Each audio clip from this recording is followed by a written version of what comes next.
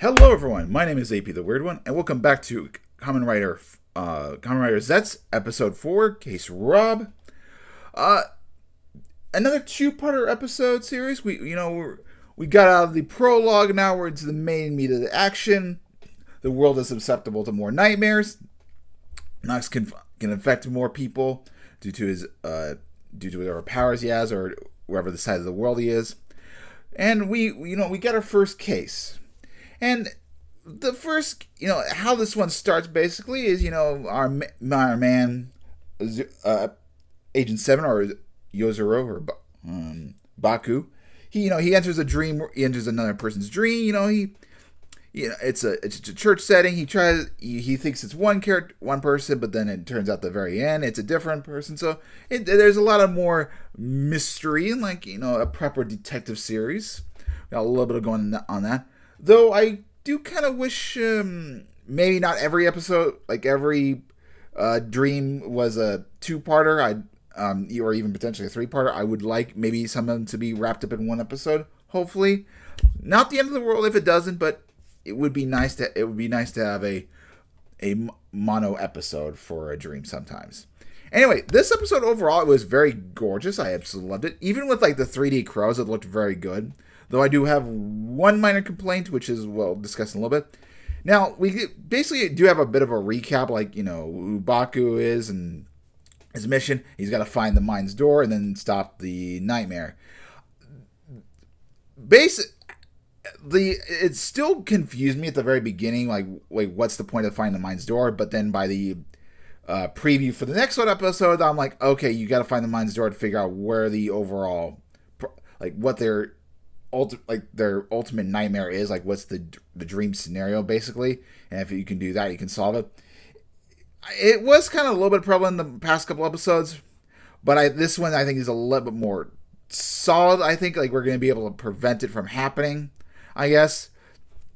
That's assuming Agent 7 can find figure out whose dream it is quickly, and then work his way back.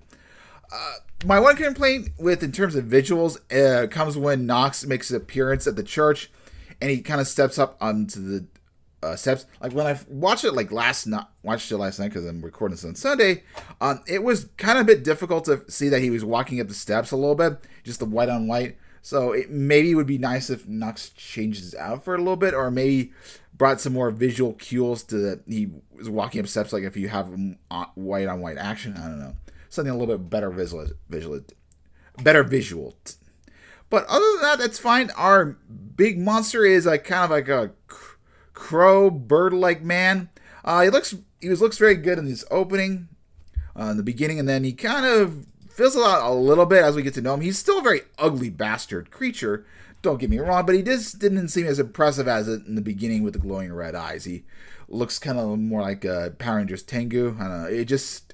It didn't have the gravitas as the first scene. But we finally got an intro, a proper intro with music and everything. I really enjoyed it. I like the music. I like the visuals. It felt like a very slower paced visuals, not super actiony. I don't know. I'm not exactly how to sort of describe it, but I like it a lot. It was. The music was up tempo, but then the visuals were toned down. It was nice. It felt very James Bondish, very spy-y. I don't know. I really liked it, but I do have a bit of question. So this character, she appears on the other side of the mind's door with Nox. I think this is the victim. This is who is the person they gotta save. I think. We only have one episode where with the door and everything. So I'm like, okay, is this the victim or not? Based off future pictures and everything, even though she doesn't have the long hair, everything, just the nose and lips and everything kind of lead me to believe. So we won't be able to find out next part, but the following part, episode 6, we should get an indication if this person is the victim, or this is an entirely different character. Because following this scene, we got the overall cast, which at starting point seems very small. We have the two detectives, we have the sister, we have Nem, which I do want to talk a little bit later. We have Nox and our Agent 7. We don't have the motorcycle guy, but I'm guessing these are just all the human people. But we get to see the full cast, and I'm like, okay. So it seems are normally small in comparison to Gav, and even I think even Kamen Rider Zeztz, whatever. Just I don't know. It seemed overtly small human cast, but hey, that's just a noticeable thing. I'm just a little bit surprised. That's all. But anyway, so following the introduction, our man wakes the dream world. He goes to meet Zero, and Zero basically tells him like, yeah, the world's kind of fucked up due to the bomber, but hey, everything's okay. You're gonna do good. He is very supportive. I like that about Zero. He's a supportive guy. He's like, get some new capsules. Here's some new gadgets for you. Oh, one other thing is in the church setting.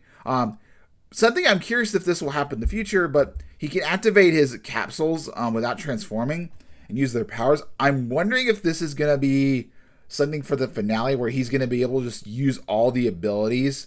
Like the capsules are going to be like all destroyed, but because he's he's become the ultimate spy or ultimate agent, he can just use them on the fly. Just change them just by thinking about them or dreaming about them. That's just something to keep in mind for the future.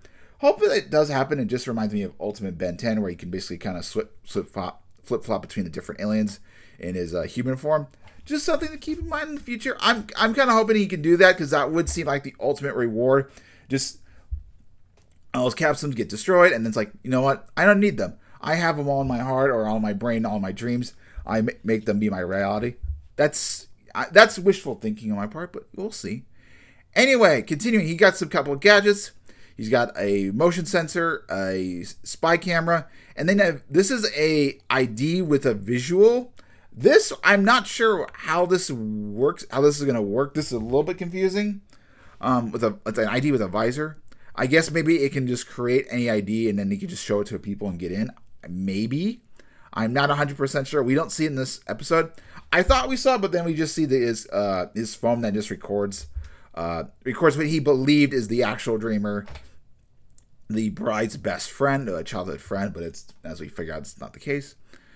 But anyway, we get to see wing mode. This is in the capsule. It looks impressive, but then in practice, it looks a little bit lackluster. It's just kind of a cape. Like when he summons it and everything, it looks really cool, but then you see, like when it mellows out and just becomes normal, then it's like, okay, this is all right. Not the end of the world. It's just an ability capsule, what it's supposed to be, not a transformation, which we'll be seeing in the next episode. But still, this is kind of near the end. The reason he's able to figure out the dreamer is someone else, this is the bride, is because the world is flipped upside down, which it still lends to the visuals, but she's the only one that falls, so that gives the hero the indication, like, oh, maybe she's the dreamer, and then the beast kind of confirms that. So I'm like, okay. I was rewatching the episode, and when he wakes up, I thought when he was confronting the characters, like, I think his name is Mizuki, whatever. When he confronted the childhood friend, I thought he woke up because the girl like, oh no, this is part of my dream. Like, I don't want this to end, basically, and he's trying to ruin it. So that's what I thought maybe when confronting, but we shall see in the future. I feel bad for Boku. He's he wants to be a good person to help everybody, and like we see that he wants to go help an old lady, and he's like, oh, a tree falls like into place. Like, he's not allowed to help people. It's like the world universe is trying to tell him to be an evil person, but he wants to be a good person. The other thing I want to talk about is Nem. So Nem, in episode 2, I'm not 100% sure, but episode 1, we see her face. So she's someone in real life, so to speak, I'm gathering, or like she's like someone like Hatsumi Miku or something like an AI person that's very popular. So I was like, oh, this person Nem, and then I'm like, okay. So I kind of bring that up. It's like she's definitely obviously a main character. We see that. I'm wondering if she's going to be if she's secretly an agent or she's going to be another Kamen Rider. I don't know. I'm looking forward to her character, see what her backstory is and everything, but should be a bit interesting. I don't know. It was something I was paying attention to when I was trying to figure out at the beginning whether or not the victim was in the opening. I was just like, let me think about this for a sec. So overall, good episode. I'm looking forward to the next part, seeing the new abilities, seeing how he masters airbending, so to speak. I believe that's kind of what this blue form looks like. But yeah, the intro is definitely going to be very addicting. I'm probably going to listen to it whenever it plays. I'm not going to mute it, just because you can't fast forward during the live stream. But yeah, just I can mute it. I'm like, I'm going to enjoy this as it is, because it's a very fun song. But yeah, hopefully, y'all guys, I'll see you guys next time for episode 5, what should be next Monday. I'll try to get it out next Monday like this one. The only reason this is coming out not Tuesdays because I'm sorry, Delaney, wanting to read Full Metal Panic. I don't know. It's been a rough week with my dog, rough weekend with my dog Major. Anyway, have a wonderful day. Make sure to like, comment, and subscribe, and catch you guys next time.